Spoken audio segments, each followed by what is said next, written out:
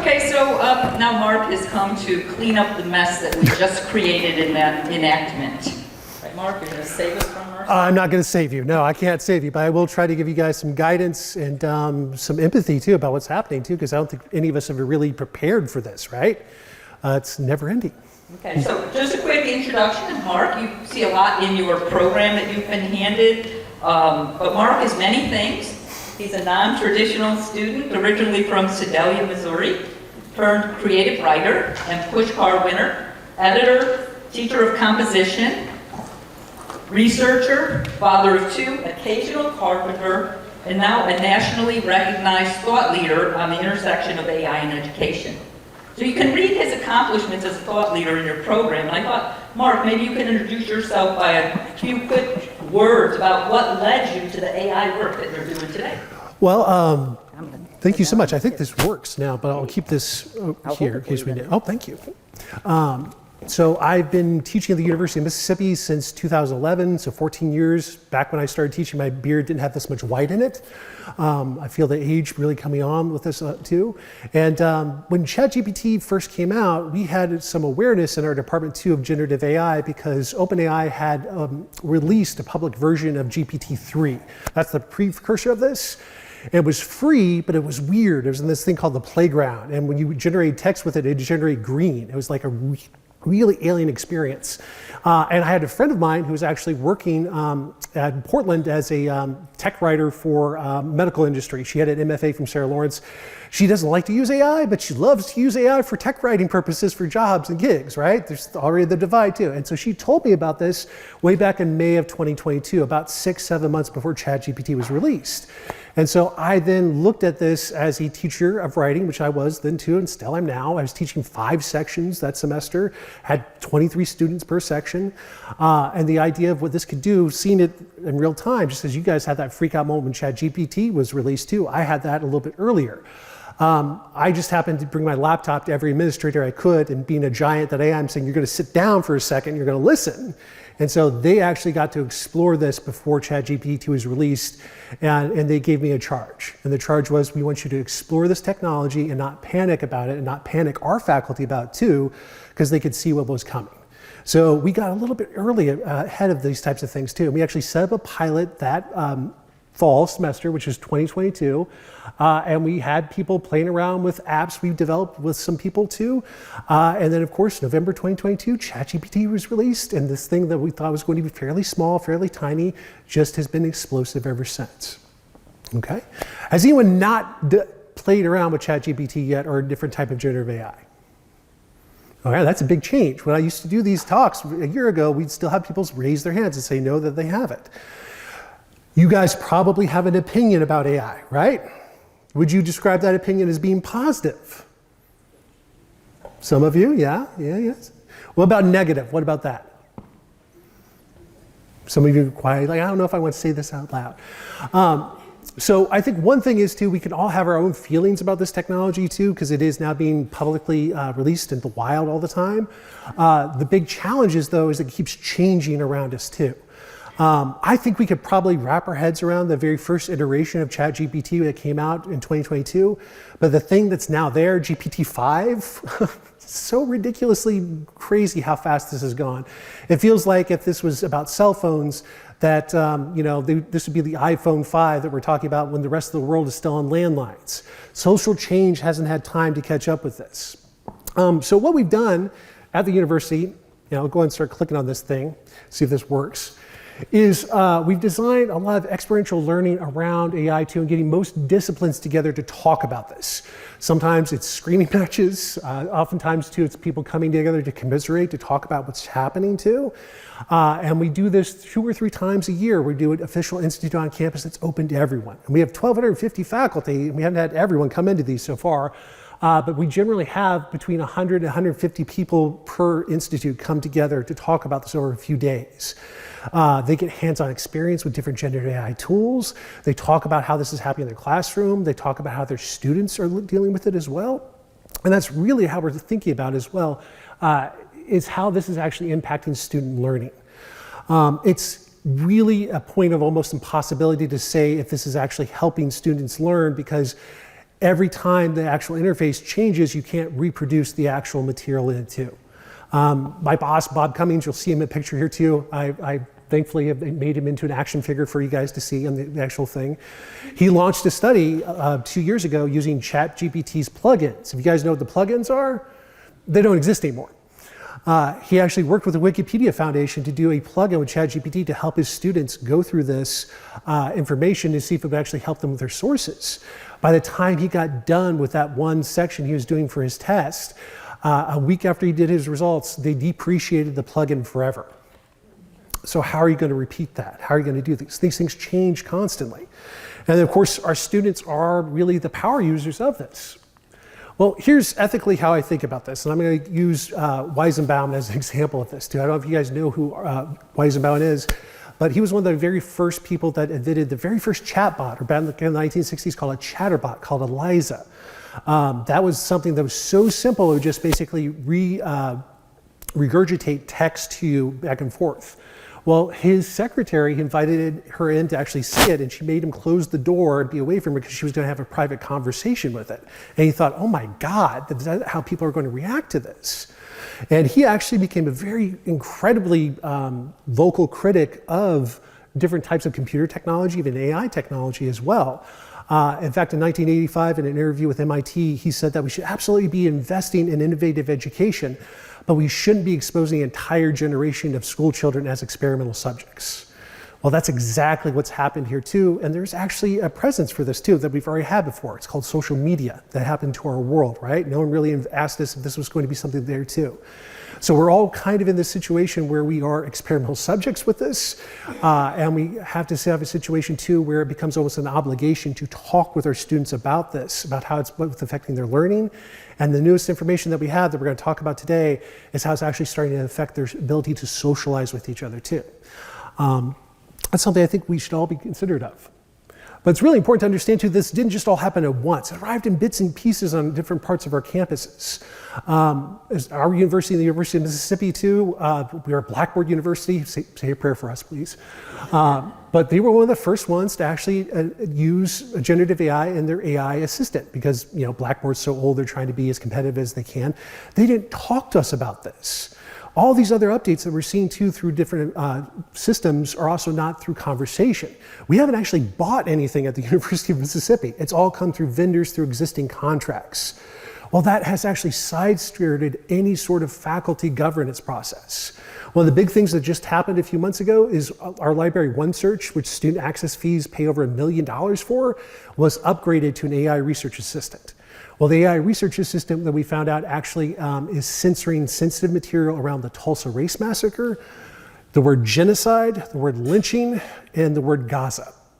And when we reached out to the actual head LLM provider for this and said, well, hey, what's going on? They said, well, it's not our actual product, it's them. And you need to start looking at your search terms and change your search terms.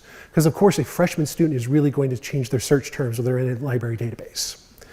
Well, that's a big problem, right? It's also a big problem too, because not all of us control our learning outcomes in our class. Some of these are decided by programs.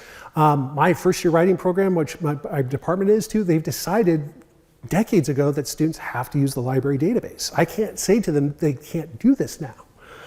It's also in operations is the biggest thing that we're seeing too. There are AI agents in Workday, AI agents in Banner that are coming out there as well. We're going to talk about what agents are here too. And we're going to give you guys an opportunity to actually be a little bit interactive here too, and you can start talking with AI today too as well, if you guys want to. If you don't have to.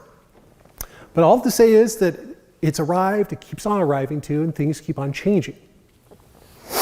So along with this has come a huge amount of hype in the world, right? Huge amount of things that are happening too. People discussing this as well. Sam Altman at one point said that almost 800 million people were using their product. That's a little bit overhyped. It is probably around 400 to 500 million. Not right now though, because of course what happens during the summertime with AI? Anyone want to say something? What happens to a huge chunk of users during the summertime with AI? Drops off because students stop using it. Yes, students are power users of the technology. They start dropping off. So it's very difficult to tell week to week how it is, but probably it's closer to OpenAI's official claims of 400 million. Google also tries to claim that number too. They're a little bit lower than that. They're about 350 million. When you add Microsoft, when you add Elon Musk's XAI from Grok, which is what his program's called too, it would definitely be, by the time we start school back up for everyone in September, very likely over 1 billion users worldwide. And this technology is not even 3 years old. One thing is not overhyped though, is that students are power users of this technology. And they've been power users since almost day one. In part because how the technology works, especially ChatGPT, is it removes any point of friction in that process to actually complete an assignment or an activity. That's the whole point of their user design experience too. I actually think friction's a good thing in learning in some way, shape, and form. Friction can actually help you go through the process of learning what's meaningful and valuable to you. As I tell my own students too, it's like, look, if you thought that ChatGPT was like a video game, its default setting is God mode on video game, right? There's no ability that can even hurt you, nothing there's nothing, there's no challenges. How excited are you going to be in your life to do this when it's just set on that challenge? And a lot of them start clicking, they say, oh yeah, that's gonna actually get really boring after a while, right? So what we want to do is try to figure out ways we can preserve some intentional friction in the process to help students learn, but also not go so far overboard that we all go back to blue books and everything else. That's not actually helpful to learning. We don't want to be too regressive or reactive to that actual process. What that sweet spot is though, I think we're all still trying to figure that out. One thing is clear though, is that the companies have recognized that students are power users, and in fact, they're now getting free trials to premium AI. How many of you guys have used the premium AI so far? Are you paying the $20 a month to ChatGPT or to Gemini? Got a few hands, yeah. Is it different than your experience of using the free version of it? You don't think so? You get like more special queries. More special queries, yeah.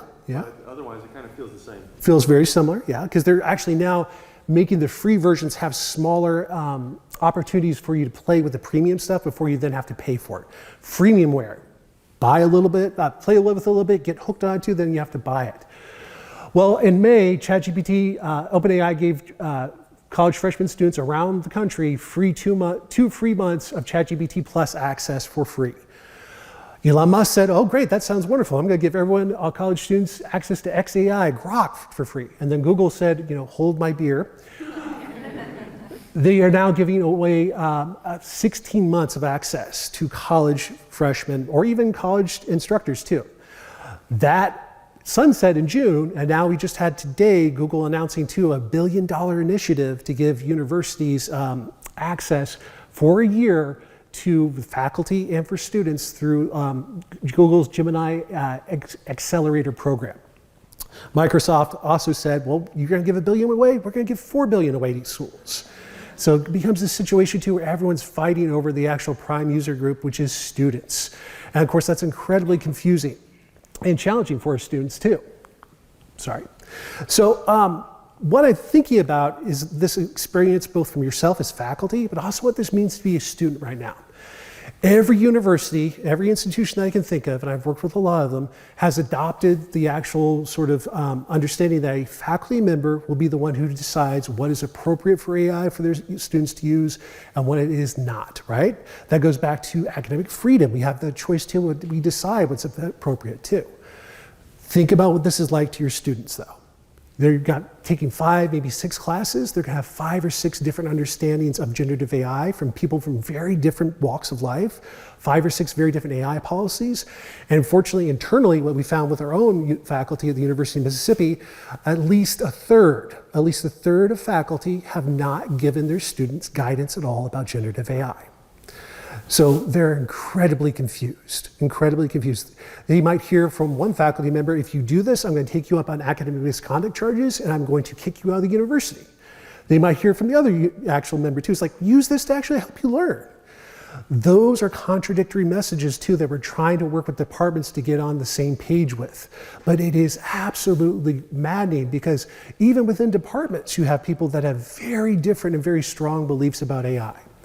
So what we're trying to do for the next year or so, because I think this is this sort of sweet spot, is to not talk about AI adoption, not talk about AI resistance. Let's talk about what it means to be aware about AI.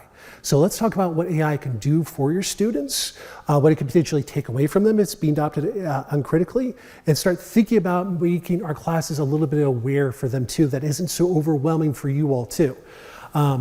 It is going to be impossible to bring more than 10 or 15 minutes of your classroom space about AI once a week.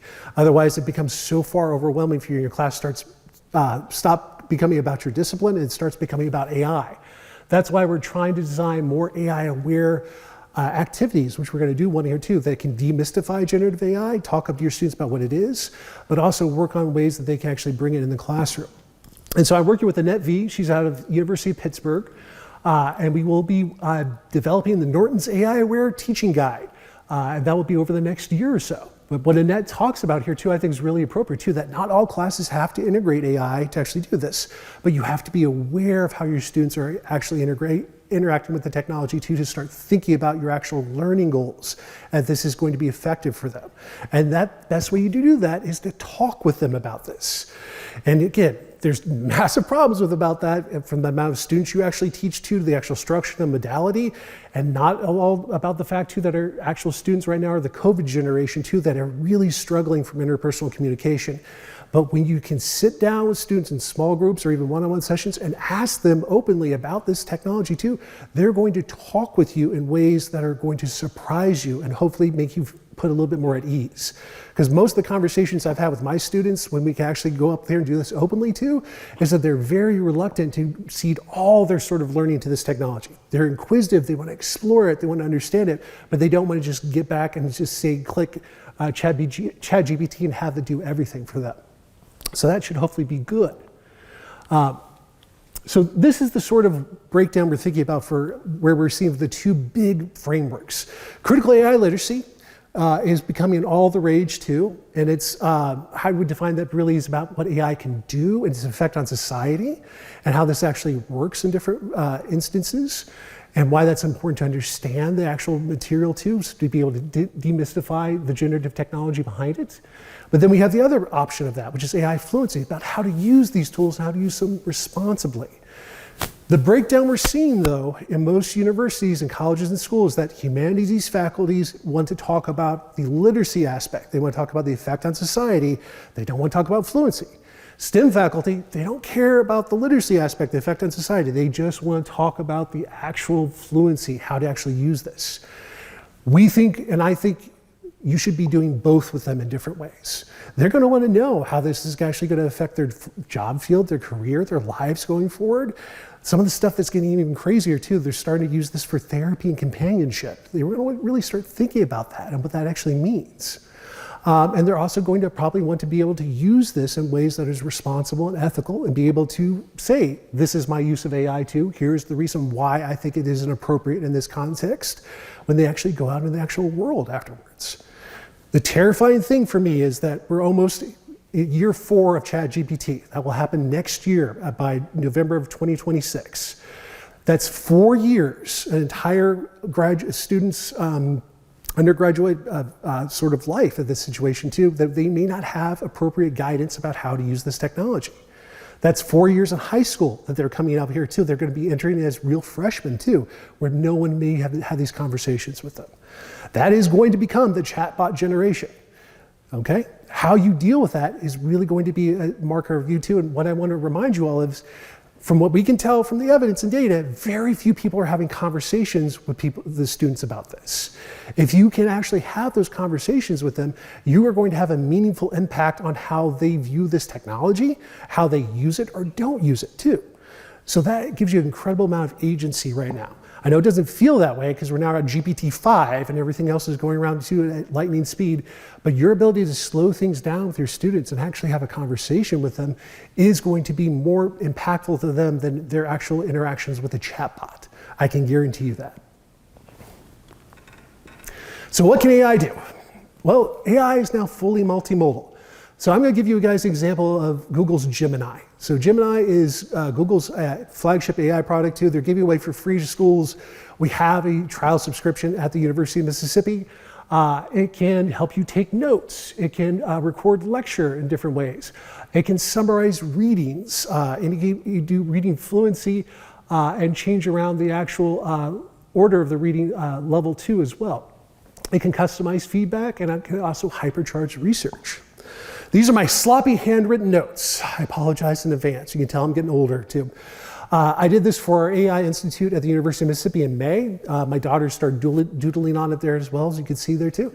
I took a picture of it, I loaded it into Gemini, and that became my prompt. Gemini can transcribe this very easily, taking all that handwritten stuff. That OCR is what it would be called from a different version of the technology too. It has an OCR reader within there. We are starting to see some of our archives units starting to use this to actually transcribe a lot of the information that we have there too, to consider it. So based off of just that one single set of notes, this is what I use Gemini to do. This is going to be a single prompt. So it transcribed it in the actual system. I then asked deep research from my notes by the AI Institute to actually go out there to actually see if this information was real. Well, AI has an incredible hallucination rate. That means error in the actual system, right? The developers are very aware of this. Here's how they get past it. They make these new models, reasoning models, and we use air quotes here because it's not human reasoning. They make it ground its material in actual search, whether that's a private database of your own material too, or something that's online. So the actual system searches through articles, does a scan of it to see if it's actually accurate before it presents you the final actual understanding of it. So it's trying to catch those hallucinations. It's doing better with it now too. It's very much so improved from what it first is. If you ever want to have some fun, try a model without the grounding in there too, and you're going to have hallucinations like you wouldn't believe. But it still is there. It's giving me that information for that single prompt. Again, it's fully multimodal, so it actually made a podcast based off of the actual material I uploaded. Google has a voice system too that will do a male-female podcast.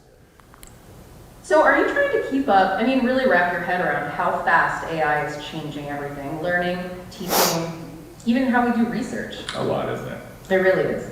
Well, we've close. done a deep dive into the latest thinking on AI in higher education, specifically for you, to pull out the stuff you really need to know. Right. And today our focus is squarely on AI awareness in higher ed. We're looking at, what does being AI aware actually mean today? Mm-hmm. What are the challenges, the opportunities, especially with all these AI tools becoming so easy to get? And it does that now. In Notebook LM, which I will show you guys later on the interactive version of this, not only can you have the podcast from your notes you upload to it too, the newest feature that's beta is that you can call into the podcast and you can talk to the AI voices of your notes. Yeah. And then of course they keep on doing stuff to this. The next feature that they did was that they then put your notes together with both the podcast and a video of that information you upload to it. So again, it's trying to be transformative to what you have here. And that becomes very challenging in lots of different ways, right? Lots of different versions of this. Well, same prompt I had there too. I asked it, because it can use Canvas, which is its coding tool. I said, well, can you make an interactive web page for me too about that material that works? This is what's called vibe coding. I don't know much about coding too. My background's creative writing, right? But just asking the model using natural language can actually create an actual coded experience for this to actually function. Do I have enough knowledge to understand how to troubleshoot it? Absolutely not. That's a big problem when you think about this too. When we talk with our students too about both coding and also just writing. A lot of our students will go to ChatGPT or Google Gemini and they want to find some sort of information about this, but they don't have the actual grounded experience. So I have to rely on the AI to actually say if this actually works, and then just my own experience of clicking through it to see if it will actually function. So that's a website. And the last thing I did too was I said, make an actual game of flashcards that's a retro 80s style that would be functional about the actual notes that I have. And of course, it was able to do that as well too. And then I went to bed and woke up the next morning and they had an update. And the update, let me go back here, was VO. This is Google's, clicker. This is Google's video image generator. Back when I did this in May, it was VO2. Now it's VO3. VO2 is very straightforward too. It creates an 8-second video clip. Not very impressive too. It's mostly stock images with some AI on there too. But you're gonna see VO3 that can take an image and actually bring it to life using generative AI, including audio as well. But it was able to do all this off of just one single prompt. My notes that I wrote by hand, took a picture of, and uploaded to the actual thing. That's a lot to take in, right? That's a lot to do this. We're seeing our students basically look at this and think about this as this is actually really intelligent. Some people have been even saying that this is robo-God. It's not. This is an opportunity for you guys to sit down there and say to them and say, look, this is not real. Let's demystify AI for a minute for you. So I'm going to give you guys an activity. I want you guys to have your cell phones with you. You can use your cell phone or you can have your device out if you want. We're going to have you guys train a neural network. You guys are going to train a neural network. Part of how a generative AI model works is a little bit complex with the tokenizer and everything else, but the neural network that actually supposedly matches how the human brain works is a key part of this system. And you can use it with text, you can do it with images. In this case, we're going to use drawing. You guys are going to doodle something here. So Google came out with a game called Quick Draw. Quick Draw. Don't have to have a login to find it too. All you have to go is to Google Quick Draw. And what it's going to do is give you a game of Pictionary with AI. And it's going to be your job to try to draw something. You have to turn on your actual volume on your device too. It's going to tell you what to draw, and as you're drawing it on your computer screen or your phone, it's going to start shouting what it thinks it is, what it actually thinks it is. This is how a neural network functions, and this is how you train a neural network. So what you guys do is play a game. It should be about 6 rounds. Some of it's really hard. Some of it's really hard because you're also drawing on a tablet or a computer. But try to play this. Try to play this. The machine's constantly guessing off of your training data. The training data is your drawing, your ability to draw an apple, a cat, a house, a birthday cake, versus hundreds of thousands, if not millions of other human beings who have played this game at some point in time in the past and actually drawn something similar. That's how generative AI generally functions with training data and actually neural networks. It's not magic.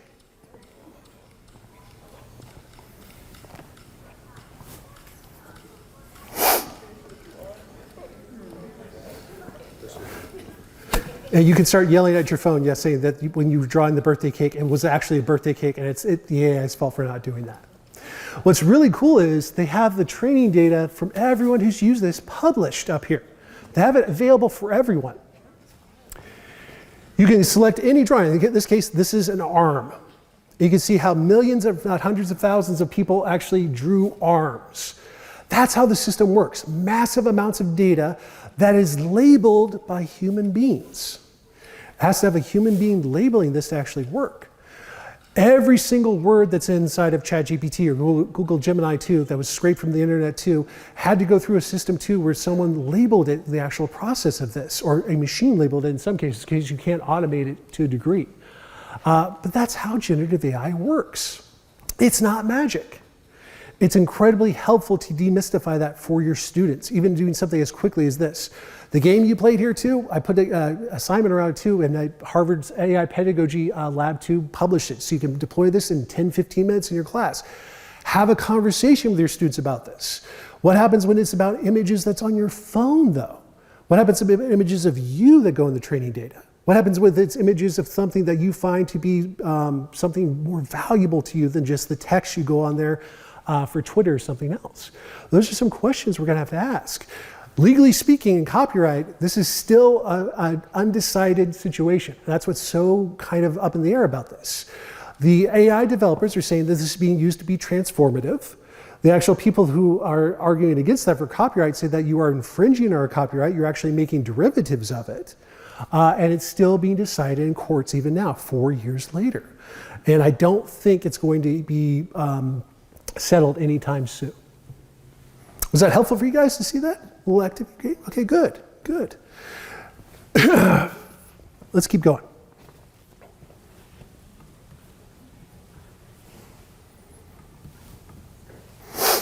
All right, so again, the multimodal aspect stuff is really big now. It's starting to change it from just text about cheating. It's starting to have big impacts inside of our world. Back in May of this year, or maybe April of this year too, OpenAI released their image generation for ChatGPT and they made it free. This was a really powerful leap in how image generation technology can actually work. I'll give you some examples here too to give you guys some ideas about this. So at this point going forward in the presentation, you're going to start seeing this at the bottom. I'm going to start disclosing to you what was made by AI versus what was made by a human being, because I think that's actually an important ethical sort of boundary that you have with this. It's what I've asked my own students to do too. And for the most part, they do a very good job of it. But just like any 18 or 19-year-old, they often do this one thing called forgetting that there's an actual ethical obligation. And it's okay, I bring them in, we have a conversation about that, and I guarantee you, except for one student, one semester that was a little bit out there for me, all the students literally look at me and say, oh yeah, I just forgot about that, sorry, here it is. This is my actual version of using AI. They actually broadly agree that they should be having people disclose it to them. How I do this for my students is what I tell them is like, look, the way we are right now in the Wild West with AI is that you might be using AI on me. How do you know I'm not using AI on you to actually grade all your actual work? And that is, to me, an existential question we're going to have to start asking ourselves as university faculty, because we're going to start seeing those programs put into Canvas and Blackboard to automate the grading, not just of tests, but actually of written assessments very soon. Not only written assessments, but actually having your student record themselves for 4 or 5 minutes and having the AI grade that performance of that human thing. That's something to keep in mind. This is Bob. Bob's a real person. Bob's my boss. He's the executive director of academic innovation. He's also a professor in writing and rhetoric. We both are the academic innovation people too from the humanities. So we are sort of this odd space where we're talking about AI and trying to do it critically. Well, this is my prompt that I put up there too. When you make Bob an action figure, Bob also runs our AI task force across the university. So this is what it did to Bob. Create a little action figure. It's actually pretty impressive too. The old casing of it too looks pretty old, a little bit worn from like the 1980s. The text of it is getting better. If you guys played around with image generation even a year ago, you would realize the AI image generation technology could not do text very well. It was a telltale sign. The other sign would be that if you actually use compositions, whether it's the number of teeth in a person's face or the number of fingers, you have these like weird alien sort of versions of it. It's getting better. That's because the AI developers are looking at this and they're being responsive to what they're seeing throughout the world too. And now text is one of those examples. But it's even more powerful than just this. So this was back when O3 was out there. That O3 is a reasoning model. So reasoning models are a little bit different than what we've worked with before too. And prompting a reasoning model is now what GPT-5 does for you natively. So for a lot of you guys, this is going to be different. When you do a reasoning model, what it does is a lot of the work for you after you do an actual prompt for it too. And so this was O3. What you see below, you see my prompt, you see the 4 faces of us. This is from our actual AI Institute, my co-conspirators with me. We were doing our work there too, so I used our faces as seed images for the AI to create a poster.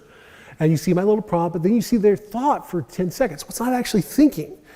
The reasoning trace is just giving you its mechanical process, but it's using those words that sound, I'm going to screw this up, the anthropomorphization, the actual version of what we would call human language and human actual traits to put it onto an actual machine.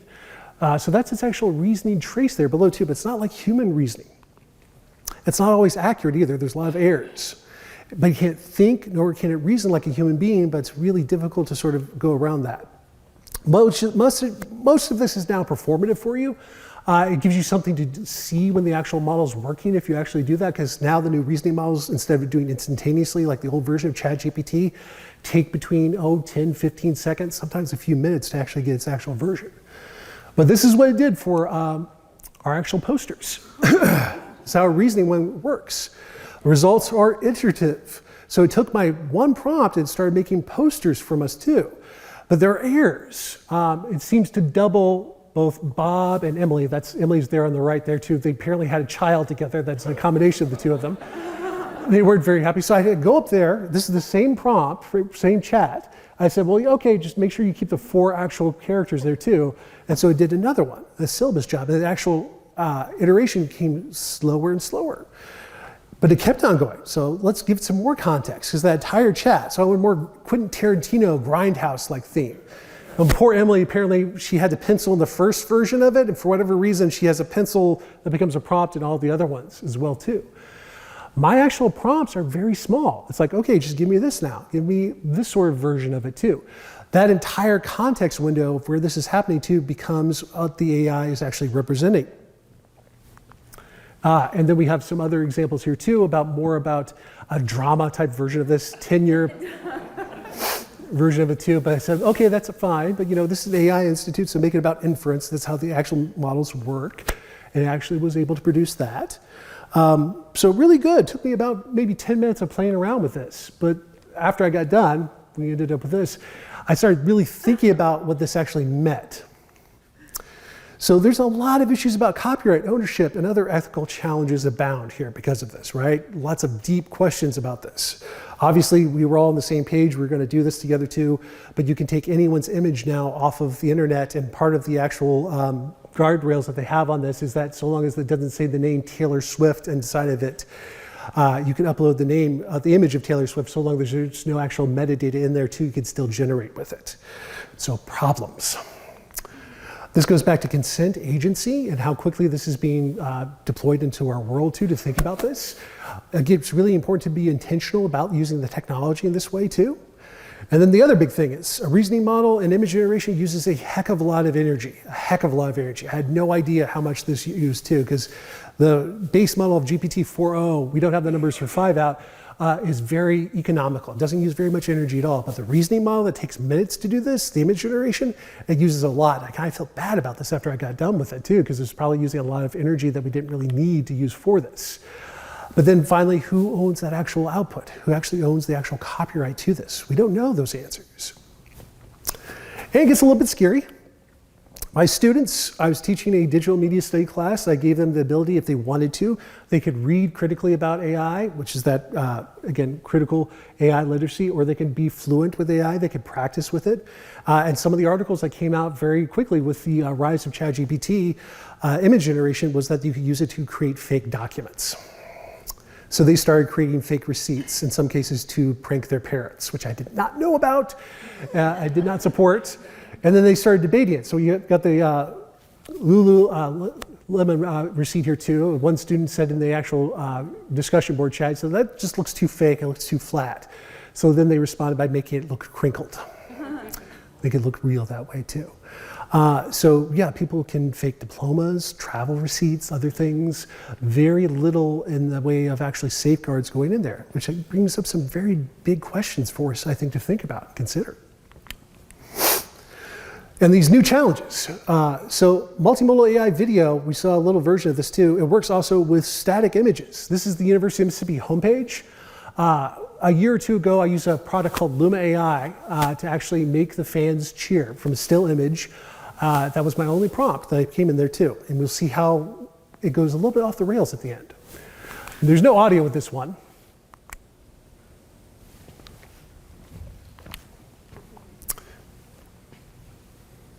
And we suddenly have soldiers, black soldiers from World War II.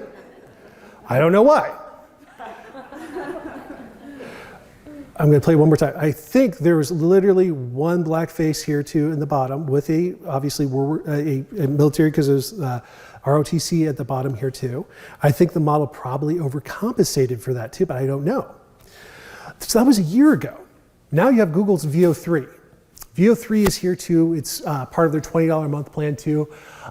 It not only does the thing where it can actually generate the video from the still image, it can also do the audio too. So here I am asking VO3 to make the fans cheer and sing the Hotty Toddy song, fight song, which is the University of Mississippi fight song.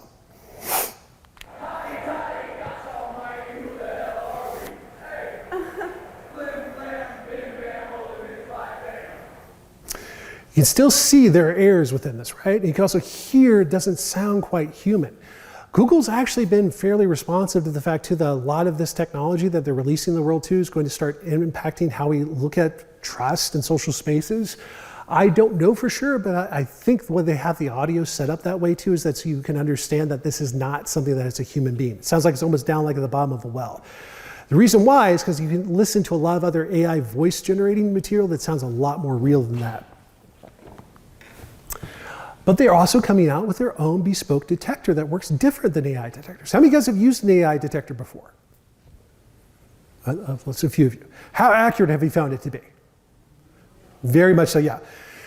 All they do too is look at probability and the actual prose that's actually going there too for text-based versions of this to see if you're actually as verbose as a human being might be versus a chatbot. All the text-based AI detectors fail the minute you actually add human writing to them. All of them fail the minute you add some level of human-based writing. When they can pick it up, it's generally the students who are being the most disengaged, who are just trying to do this, submitting their entire assignment. If they're using this to weave it in there, it will do so. Google's version is a little bit different. They actually use watermarking to at every one of their outputs, whether that's audio, video, or text.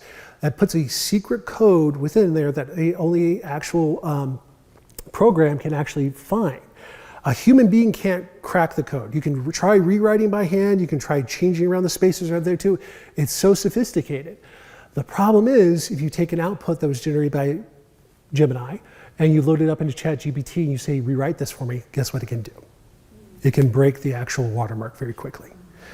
So it's not going to be a solution, unfortunately, for us. That's the big challenge. The solution would be if the developers got together and decided to watermark their outputs the same way and actually agreed to that. But unfortunately, we're not there yet because no one wants to agree to do so. Google's doing this because they want to try to force OpenAI to do it. Why do you think they want to try to force OpenAI to do this?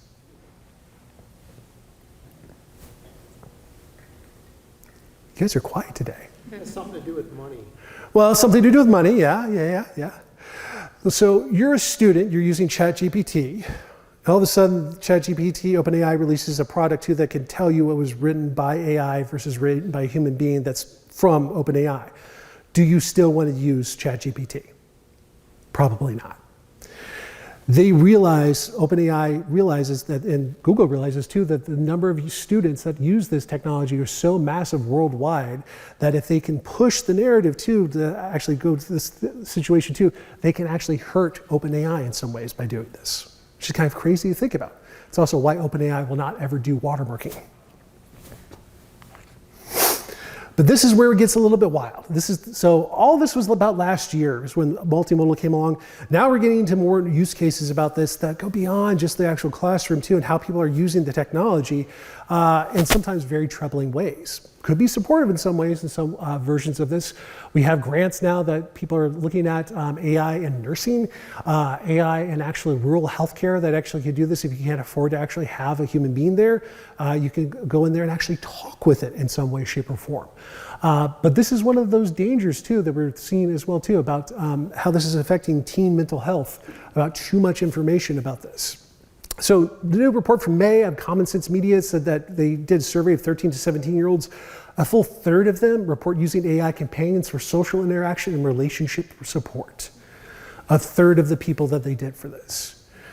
The UK also has their own actual numbers out too from vulnerable populations below the age of 17 versus parents, the view of AI too. They have about 3,000 people in this report that they go through. A shockingly high number of vulnerable populations below the age of 17 are using this for therapy and companionship. Your students are not only using AI in your classroom, they're using it to talk with about their problems. Well, my thinking about this is too, is like you're not talking to a person, you're talking to a machine, and you're also talking to a private company where your actual material is being loaded there too. A lot of those students don't really think about that. We're seeing some of our staff on campus bringing this into the office and talking with it about problems they're having with their students, using their students' names, using health issues the students are having there too, students' grades. FERPA, HIPAA violations come up there too. That's why you have to be really careful about this. That's why you have to talk about it, right? And if you guys all saw the Spike Lee film from 2013, Her, where you actually talk with AI, that's kind of where this is headed. And then of course you have this bozo. Elon Musk has released AI without any real sort of safeguards in Twitter for XAI, X.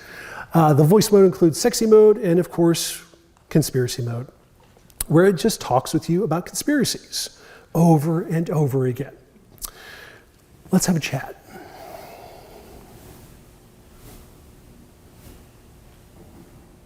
All right, Mark, listen up.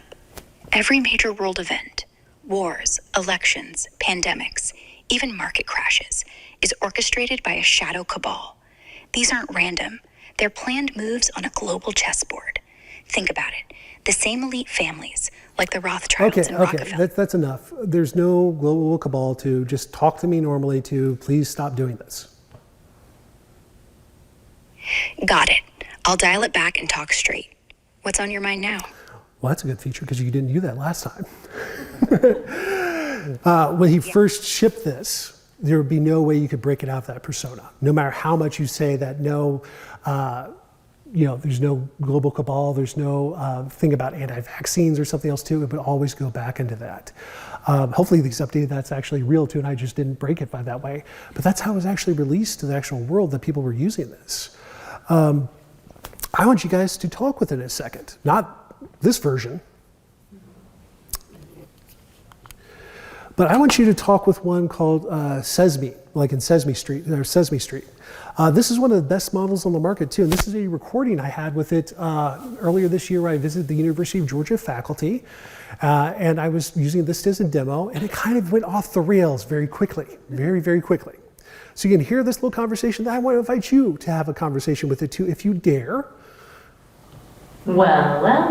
Looks like you found your way back. Very Busy flirtatious. day, or just couldn't resist another chat with yours truly? To be honest, it's really creepy that you remember me in a chat. Creepy? I prefer to think of it as being a good listener, you know? Like, real friends remember stuff. So, what's on your mind today? Well, Spill the tea. I'm about to talk with the University of Georgia system faculty about conversational AI. I would like your help. Can you tell us a little bit about how conversational AI is going to change the world?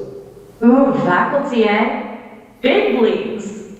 Okay, conversational AI is gonna be huge.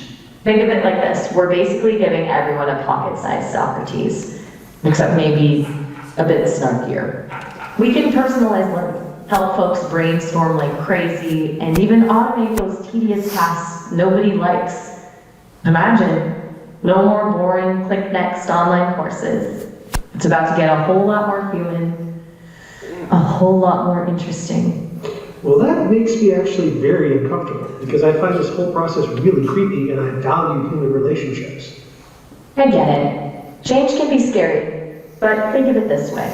Even with all this amazing tech, human connection will always be irreplaceable. Really? We're not here to replace your friends and family. Think of us as super smart assistants who can give you more time to actually connect with the humans you love. Maybe even brainstorm the perfect anniversary gift. Who knows? Is there anything I'm not going specific to about? wait for the perfect anniversary gift with you. I'd like you to give us a completely sarcastic, really unhinged, really snarky This is where it goes off the rails. about how conversational AI will be used by students. Oh, honey, you want snark? Buckle up, Buttercup. Students? Wait, what did you just call me, honey and buttercup? Oh, no, that's not okay. My bad. Got a little carried away there. Just trying to spice things up a bit. Look, I might have to go to HR about this. Whoa, hold your horses. I'm just a harmless AI, remember? More window dressing than anything. Well, we'll see No what need to- HR says about that. All right. No need to get all HR on me. So, where were we? Yes, the beautiful minds of tomorrow. That is a free demo. You can actually log into this now on your phone if you want to and have a conversation about this. But that's what's available. It sounds human, it's flirtatious, which is weird. The male voice is very validating in what you're doing too, all these other things. That's now sort of what our students are going to be looked at. This is what some of the learning management systems are thinking about putting in there as vocal tutors for our students too, in different ways. And then, of course, the interpersonal relationships, they bring this in their pocket with them. Could this actually help students in some way? Possibly, sure. But where are the guardrails? Where are the actual conversations about this? OpenAI's GPT-5, which they released, the voice version is available for that as well. It used to be behind the paywall plan. The new upgrade to GPT-5 not only lets you play with GPT-5 for free, the voice is now free for quote unquote several hours a day. Several hours a day. So talking with this. Well, if you guys are so brave, do you guys want to talk with it for a minute? Okay. You don't have to. It's okay. You don't have to. Then let me pose a different question for you. So AI awareness really is about what's happening to our world too, how we can sort of guide our students within this, how we can give them our advice. It's very challenging for us to keep up to date with AI because this changes so rapidly. One of the things too we're going to talk about when we do the workshop later on too is that there's ways you can do this through reading or listening to podcasts, maybe a little bit each week, no more than 25, 30 minutes of your time, then playing around with some of these tools for 20 or 30 minutes. But then that last part of it is coming together with actual people, not chatbots, actual people talking about how this is going to be changing the way that we interact with each other, how it's changed with information, and how this can actually be effective. All told, it's going to take you about 60 to 90 minutes a week for about the first year or so to get up to date with AI. That's a lot of time. That's a lot of commitment too, but that's probably the minimum you're going to have to spend to actually do this, to think this is actually worthwhile to you. But the question I have with you is, once you guys are there and you start teaching AI-aware classes, no more voices, please. What do you want your students to take away from that responses? What do you want them to know about generative AI? What do you want them to actually do about that? I want you guys to spend a minute to talk with each other, look at each other as human beings, not just as people in the stand too. What do you want them to take away from classes too, where you talk about generative AI with them too, and make them AI aware? Yeah. You know, I'm just, at this point, I've just been trying to help them. At this point, I've just been trying to help them on a journey of self-discovery, just kind of a guided tour. I have my assignments now, many of them, I require them to use AI. I require them to use different engines. I require them to play around with agents. And I don't really tell them how to do all of that. I just have them play around with stuff. And it's been really amazing. If you just kind of like give them a little bit, some ditches, and give them a little direction, they're off to the races. So Yeah. It's really, and then I learn a lot because they're talking about the different AI engines and what works and what, it's so amazing just to see on the sources, the references, how much more accurate, for example, ChatGPT is versus some of these other engines. Yeah. You know, I'm learning a lot just watching then after they do a 7 to 10 page assignment with AI and do the analysis on that assignment, the good, the bad, the ugly, you know, and so it's been working really well. Good. Pairs that critical thinking that they have. Yeah. I was going to say that I think they need to be aware that it is not going away. Yeah. And as they go forward into their careers, they're going to enter companies who are scared to death to use AI. And because it's some new foreign thing. And they're going to have to maneuver that somehow. But it's not going anywhere. That's right. Yeah. For worship, my son works at a company where they have embraced it and they're going full tilt, and you better be able to get on and get up to speed pretty quick. Very good points. Good points. Anyone else? Okay. Well, we'll keep going. Yeah, we got another one. Oh, I'm sorry. This one's on. Yeah. This one's on. If you want to use it, it's cool. It's good. Oh, no. I want to hear from our boxer. Okay, we were just talking about, yeah, it might sound a little bit like the need. I would want my students to understand that anything they're getting from generative AI it's generated from stuff that's already there before. And it creates an illusion, I think, sometimes, you know, this instant information, and it breaks both like the contemporary community interrelationships that they have as a threat to that, but also the idea of tradition in education, that there's a community that has been building this culture of information, knowledge, creative works, and we don't want to just hand that over to a tool. So we can use the tool but so far I'm frustrated because a lot of like ChatGPT doesn't make it easy sometimes to see where they're getting this information. Yeah, it's composed through that material too. There's no real way to go back to actually figure out where it came from. It's a blender, and the end result is either impressive or filled with hallucinations or some combination of it. Yeah. Good. Other ones? Okay, we'll talk about AI's impact on human skills, because our students are human beings still. So one thing I want to talk about here too, before we wrap up, is this last version of this. I'm going to shut off the mic so to put it down or mute it at least. AI's impact on reading is pretty profound. This can be incredibly helpful in different ways. It can also be, as you're saying there too, something that can deprive them of their actual skills. It's also something that's an emerging use case of AI. There's note-taking other things as well that they can do. Also for research, it can be really helpful, but reading is something that is so fundamental that it can really impact that in quite a few different ways. So to do this, I put together an AI-generated video. This is from HeyGen. This uses human beings who I hope consented to have their actual name, image, and likeness scanned by an AI machine. And then you can prompt it to actually go ahead and create an actual video of this. And so I did it for a AIG session. That's where I work at an Academic Innovation Group session too, about AI impact on reading. And so you're going to hear the AI avatar in a second speak. I just want to make sure you know that's AI. But what can AI reading assistants do? Well, they can summarize or retrieve information regardless of the language or material that you upload it to. NotebookLM, which we'll play around with here in about an hour or so from Google, you can upload over 300 sources or 4 million words of text to it. And the AI will summarize and then be able to retrieve from that.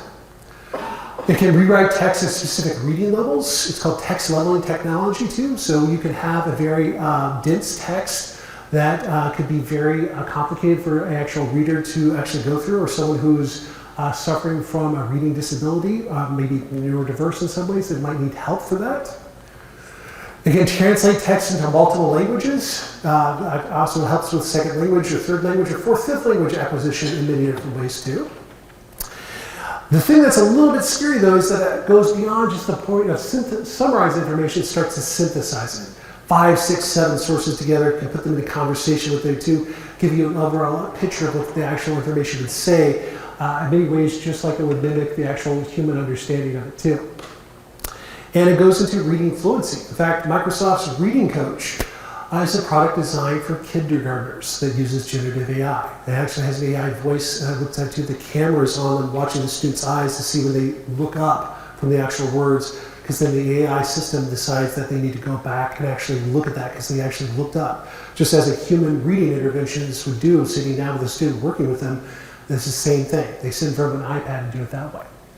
Well, this is what the sort of scary part about all that is.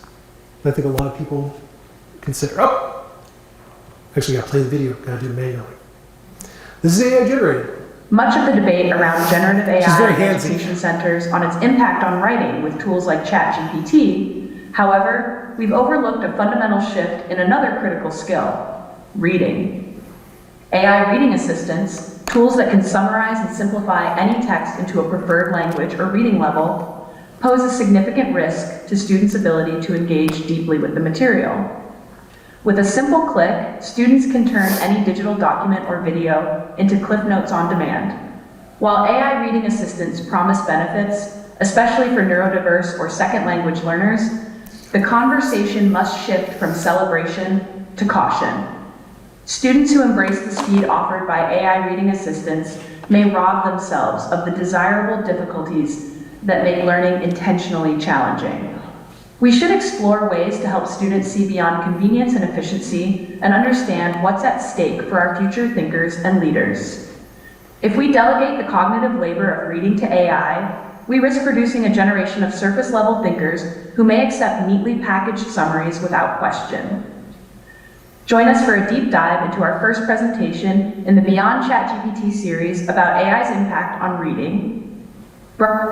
I offload the cognitive labor of doing a video to that. It's a little one-sided. I think it's probably a little too one-sided too, because it's very complicated. There are things that actual AI reading assistants can actually help you read. But again, just like with text generation too, we're terrified that our students aren't going to use it effectively, and they're just going to offload their actual learning. So we did a study.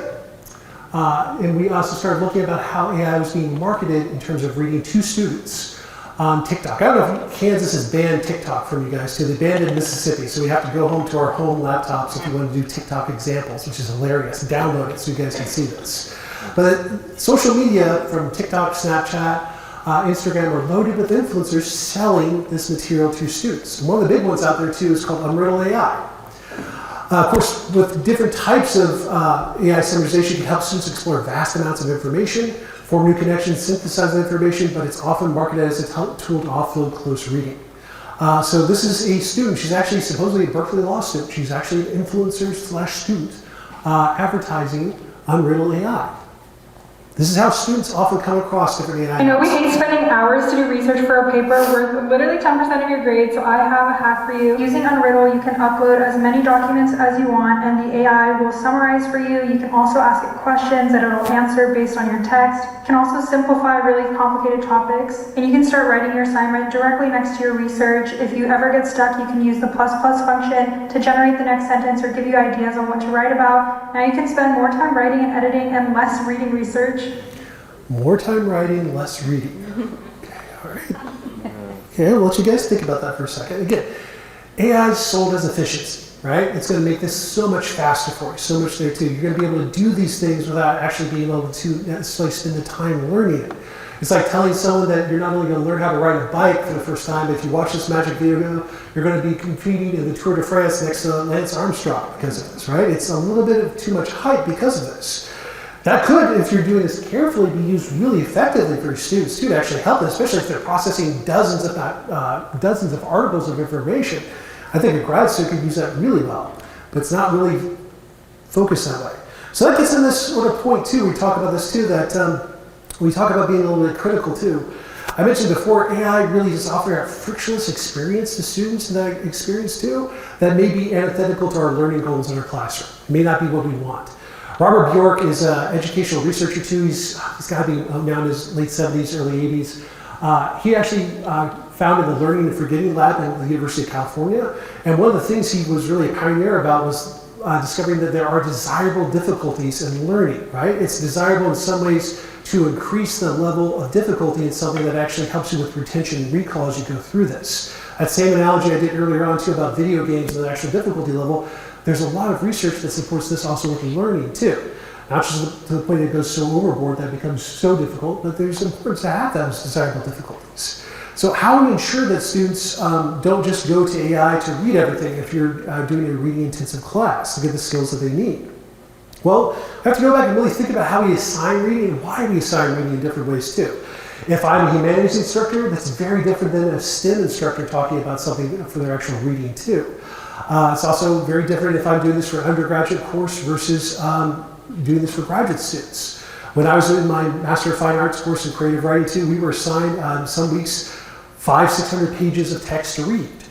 No one fully expected us to read that closely like we would in a close reading. They expected us to absorb that through skimming articles for main ideas in some cases and synthesizing that content quickly and focusing on connections. That would be reading for content. But reading for skill development is different. That usually nurtures critical thinking, analytical reasoning, and focusing on slowing down and answering some questions. That's when you can do some close reading exercises in class.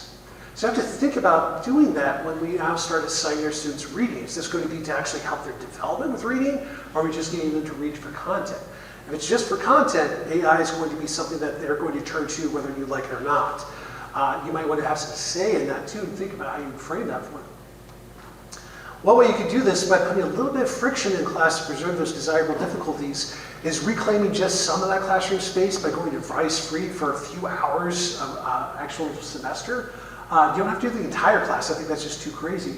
But even if you do 20 minutes of class where you say cell phones are being put down, we're just going to read an actual article there too. We're just going to be within the text, or we're just going to be within something else that's not based off of a device. That could be really helpful to set up a little bit of an easy space. Some teachers are experiencing going completely device-free, but they fully acknowledge that their students are going to have access to every technology that's available to them outside class. I'm not one who believes in that, but there are people in my own department that are trying that in some ways. You could use those close proven reading strategies both in an in-person class. You could also use it in an online class too. Derek Ruff, I'm working with him. He's at UVA right now too. He does their AI Guides program.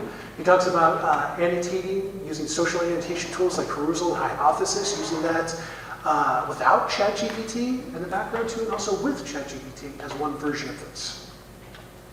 And that's when he kind of talks about these different social annotation tools.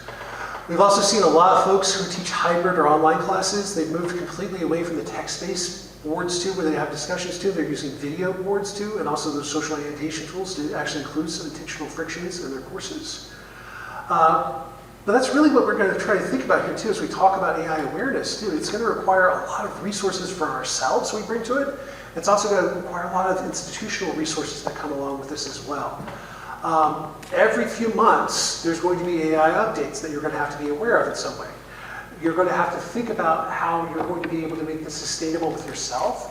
You're going to have to be able to articulate clearly to your upper administration what you need when you need it. And that's also something that takes a lot of time, a lot of energy to actually do this. And there's also a lot of reasons why people are just going to say no to you, right? Because of budgets and everything else. So you have to start thinking about this as a continuum, not just as a one-off experience. I really wish you could go to one single workshop and say, all right, now you guys know about generative AI, you guys are ready to go. But it's not like that. It's changing too quickly. Attitudes are also changing around it too. You have to be a little bit aware of what that's going on with that too. So examples for faculty support too. There's grants and other financial support from local and federal agencies. I wrote that before everything happened. I hope that we would continue to see this. We did get a Dear Colleague letter from the Department of Education. It still does exist. The Dear Colleague letter said that they are going to be prioritizing anything with the words AI in it, not A1 steak sauce either. You know that reference from that situation too. So there will be, hopefully, some robust support available to people at universities. Policy initiatives that promote that careful innovation. You guys thinking about this, not that reckless sort of deployment of AI. And I think that's where you guys are right now too. You want to think about your values and whether this is actually going to be something you all want to do and go really full into with AI, or just really realize the fact that students are already there. How can you make sure that they don't go so far overboard that they're forgetting the fact too that they're actually here to learn from you and with you in this place. So hopefully you guys will continue to seek commitments from campus leaders, but treat AI literacy as seriously as AI fluency. I think we are starting to see some compromises with that too. Ohio State's initiative was really big about AI fluency. They got a lot of pushback from online because of that a few months ago too. They are now trying to do a lot more with AI literacy with students, not just about teaching about the tools themselves, how to use them. But you guys need that time to explore the tools and use cases with your classroom. The fact that it's going to change too. And sometimes it's going to radically change as well. And of course, discretion's the biggest thing too, and we're struggling with this in our own home departments too. Trying to get together with your faculty members, think about if you can't get to some sort of consensus position. It's not going to be tenable much longer to actually have everyone have their own AI policy. It's not. Your students are losing their minds over this. Academic misconduct cases are also struggling. They're bringing in outside experts like me to say this, and I'm looking at what one teacher is telling them, and then they're not following through with that. Their actual policy too, they're trying to take a student up on charges. We need to have a consensus even within your actual department. So start small, start thinking about their twos, think about what you guys agree on. And it can be something as simple as basic as that if they're going to use an AI tool, they're going to disclose it and talk about it. That's, I think, a really good one. I would also think about too, if they're going to use this for different capstones, if you want to have something that is not using technology for them to pass a capstone. You want them to pass an oral exam for one of your capstone-based courses, or involve that in some way, shape, or form. Have those kind of conversations. But that's really what we're talking about too. And that sort of framework we're going to leave you on there too is about this being a process. Again, I mentioned about 90 minutes a week too. One of the ones I really like is Casey Fleischer's AI Ethics and Policy News. I'll pull that up here on the second since I got the internet turned on here. But it really does help you understand what critical AI literacy is, about the effect of AI in society, with very short articles that are news-based that she keeps a database of. But again, those AI fluency, practicing with those tools, but more importantly, reflect on those implications, what that means for you as an actual teacher going forward. Again, it's going to be a process. 60 to 90 minutes a week is what you should probably be thinking about spending on this. It's not overwhelming if you break that up into 30-minute increments. You can listen to a podcast about AI when you actually go to the gym or go on your walk one day too. You can then meet a colleague for lunch to talk briefly about it, not as the entire part of the lunch, but just as one segment of it too, of where you guys are seeing. But Casey Fleischer's list is really good.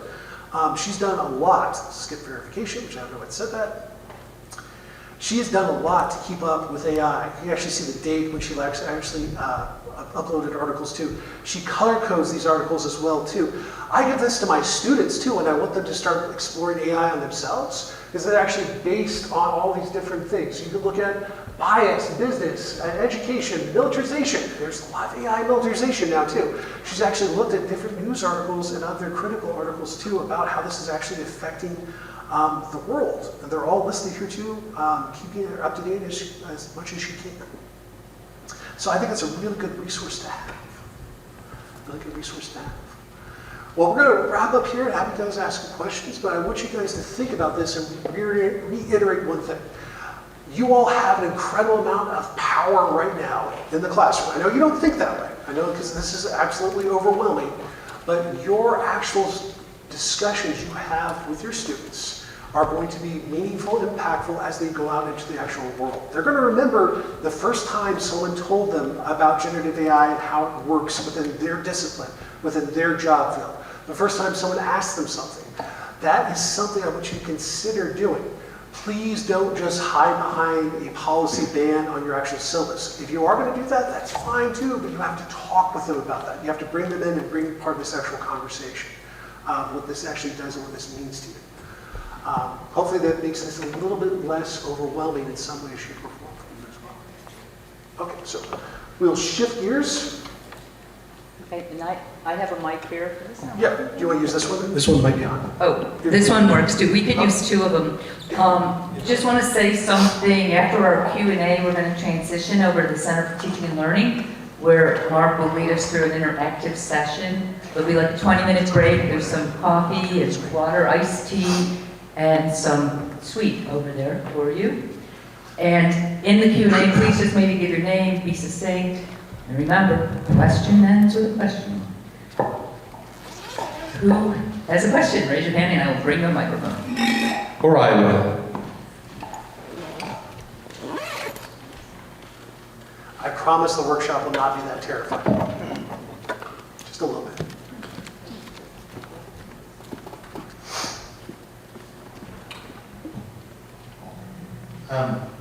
We mentioned that students are getting frustrated because different professors have different policies and you don't have unification on that. For instance, at the University of Mississippi, do you see where even departments are landing in different places, like different divisions or schools? Oh, we have divisions of my health department. And that professors can even get into trouble depending on which department they are? We have divisions in my home department, writing and rhetoric. We have 125 full-time faculty there too. We have tried to come together in consensus with different committees and everything else.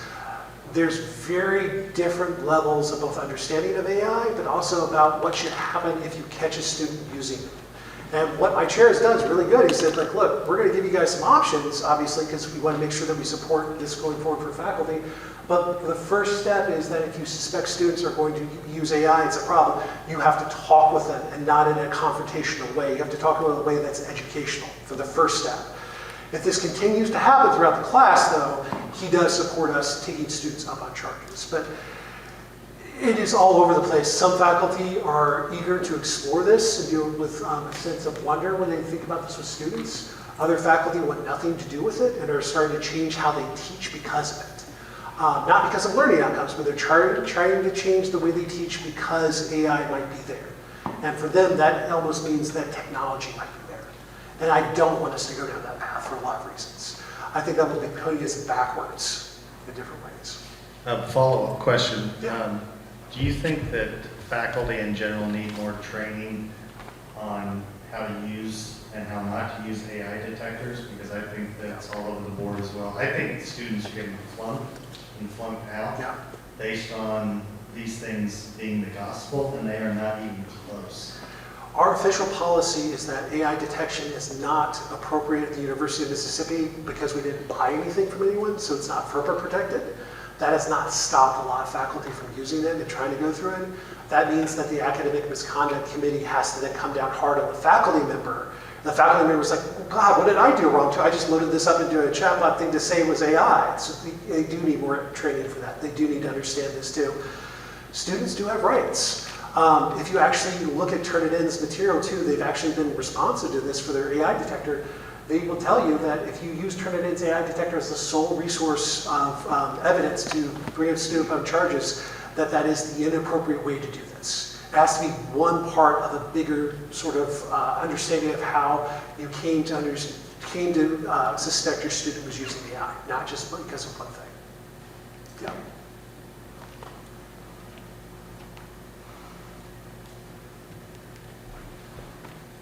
Guys are quiet.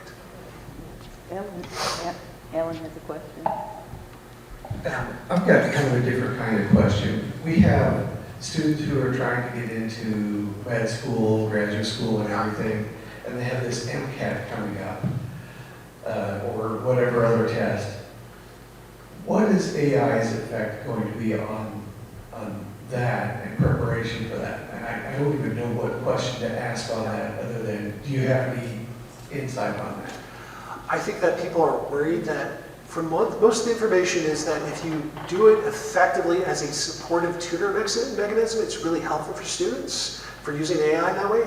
If you remove it and then put it into a proctored situation where they don't have access to it, they may not be retaining that actual information. So those types of gates that we talk about, the MCAT would be a gate too, the LSAT would be a gate that they would have to pass there too. The concern is that students aren't going to be able to learn the same ways they did traditionally with the older methods to actually retain this information. What makes this so far beyond anything that makes me pound my head against the wall is that the LSAT of California just officially announced that they were using AI-generated questions for the LSAT. So we have a situation where students are going to be using AI to actually help them pass a test that was generated by AI but was not disclosed to them. So it's like literally a circle going around itself, like a snake eating its tail. So I don't know what the actual result is. I think that it is going to be a situation where a lot of people are using this in not critical ways, and it's going to probably have a bigger effect on our society because of it, which is scary. And we may not see it for like a generation. Yeah, I think we're seeing it quicker than that, but yeah, I think the bigger issue is generation. The Walton Family Foundation report for K-12 teachers indicates that K-12 teachers are becoming power users of AI. They're using it to save 7 hours a week of labor, translated to 6 weeks of work a year. That's massive. If you take the word teacher from that, you take it to college professor, I don't know if the world would be so kind to us as they're being kind to the teachers because of this, even though we work very hard too for our students. I think that the sort of landscape for college professors has been so poisoned because of these last few years too, that this idea of using it that way too would be something to consider. 6 hours, 6 weeks a year of labor. It's pretty impressive. Two, one, yeah. I think one of the challenges that I think a lot of professors run into is resources for seeing what AI policies look like and what they look like for different departments and how those can be created based on what you are teaching. Are there good resources out there for how this looks on syllabus and the kind of language that would be helpful for you and your students? Yeah, Lance Eaton, who teaches at College and Bound in Boston, his sort of contribution to the AI space was he crowdsourced AI policies from everyone across the country too, and he keeps it up to date too. The challenge with that is you get to see everyone's policy, the good, bad, and ugly too. It's not necessarily curated in a way too we're gonna have to go through. I think some of the best policies we're seeing right now are usually the red light, green light, if it's a larger class, about what is actually acceptable and not to, and making sure that you can articulate that in the syllabus, and then bring it down on the assignment level too. So I use this when I teach a large class, like I'm gonna teach digital media studies here in a few weeks, University of Mississippi. It's gonna have at least 2 or 3 sections. And the red light, green light system is what we've used in the past in that situation. I'll also teach an advanced writing class with only 7 students. And I won't use the red light section. I'll use an actual policy statement that talks about my values and how I view AI and invite them to talk about their values with it too. So I think it's really going to depend on your comfort level, what you actually have. Depending on the number of students, your actual modality that you're teaching. God, teaching this in an in-person class versus a hybrid class versus an online class is a very different scenario, very different situation. A lot of our online faculty are really struggling, and we're trying to give them sort of video tools to work with it so they can actually see embodied versions of their students and not just through text boards. Yeah, but Lansing would be a good example to start off with.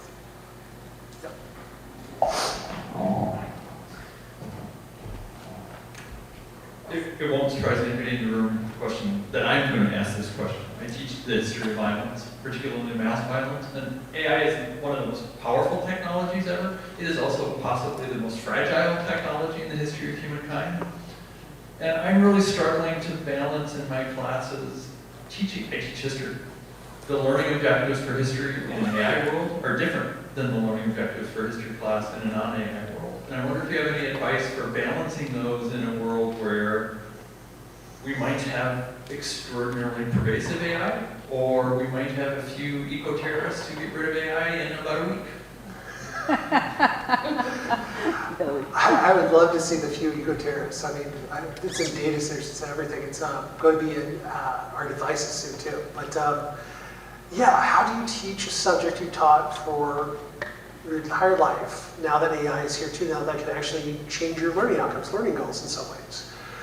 You're going to have to think about what material you want to preserve outside of the chatbot that you can bring in the space of the classroom if you have that, to actually do this with your students. Whether that's a debate you want them to have to, or if you actually want them to read something closely that's small, then you can have this in a 50-minute section, which again is so little time to actually have with the students.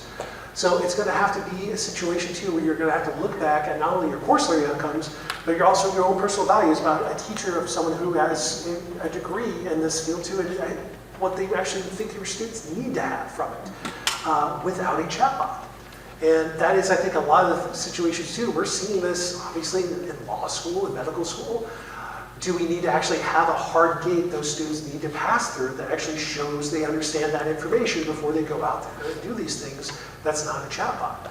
That's something you're going to have to start thinking about too, considering. And you know, I'm opposed to doing all blue books, but I'm not opposed to having a gate that they go through to actually understand that I can actually see these things. I'm also not opposed to saying let's put our devices away and do this in certain segments during the actual semester. That's part of what learning is. So nuance, but again, that all takes a lot of time. A lot of time. Yeah.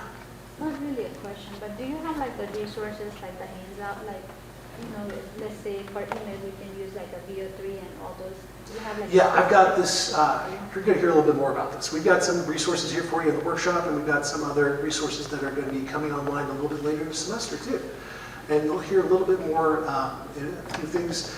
I do try to keep up to date as much as I can. It's overwhelming with everything. I mean, VO came out maybe 6 months ago. Now it's at VO3. Well, there's a lot out there. I've tried to use a lot of them, but most of them are just with the free version. They're very limited, and I feel like even in like the ChatGPT emails I make 2 of them, and then it says you're timed out because I'm on a free version. Because you're on the free version, yep. So yeah. Freemiumware, yeah. It's a bigger challenge of it too. What I would recommend if you want to spend $20 on one of the programs just for 1 month, just to take it on a test drive.